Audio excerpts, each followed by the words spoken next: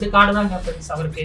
ஒன்று வந்து அகைன் நான் ஏதாவது சொல்றேன்னா அதில் ஒரு லூப் ஹோல், எங்கேயோ ஒரு லூப் ஹோல் இருக்கும், அதை கண்டுபிடிச்சு அகைன் என்ன டிஃபேம் பண்றியா, ப்ரூஃப் கொடு அப்படின்னு சொல்லுவாரு. ஒன்று.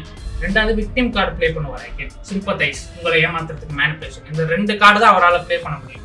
ஒரு சிம்பத்தைஸ், சிம்பத்தி, மறுபடியும் மேனிபுலேஷன். அழுது இருக்காரு, அழுது நான் சூசைட் பண்ணிக்கிறேன் அந்த மாதிரி வந்து சூசைடல் தாட்ஸ் வருது, அந்த மாதிரிலாம் பேசியிருக்காரு. அகைன் நம்ம மேனிபுலேட் பண்றது. ஒருத்தன் தப்பு பண்ணியிருக்கான்னு தெரிஞ்சாலும் அவன் அழுதுட்டானா நம்ம மேனிபுலேட் ஆயிடும். சரி அழுகுறானே, உண்மையிலே நல்லவன் தானே போல நம்ம யோசிக்காது. கிளப் ஹவுஸ்ல அழுகுறாரு, மற்றவங்க எல்லாம் கேட்கறவங்க எல்லாம் மனசு கரையுது அப்படின்னு நம்ம பார்க்க முடியுது. ப்ரோ அழுகாதீங்க ப்ரோ, நீங்க ஓகே ப்ரோ, சப்போர்ட் பண்ற ப்ரோன்ற மாதிரி மாறுறாங்க.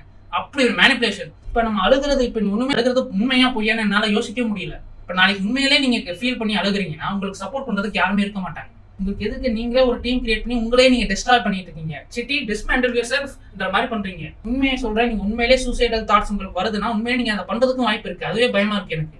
அதனால தயவு செஞ்சு போய் ரெஸ்ட் எடுங்க, இந்த விஷயத்துக்குள்ள வராதிங்க. இதுக்குள்ள வராம போய் ரெஸ்ட் எடுத்து தூங்குங்க. இந்த விஷயத்தை முடிச்சுட்டு இந்த கான்ட்ரவர்சி பக்கம் வராம நீங்க போய் ரியாக்ஷன் வீடியோ போட்டு ஜாலியா இருங்க.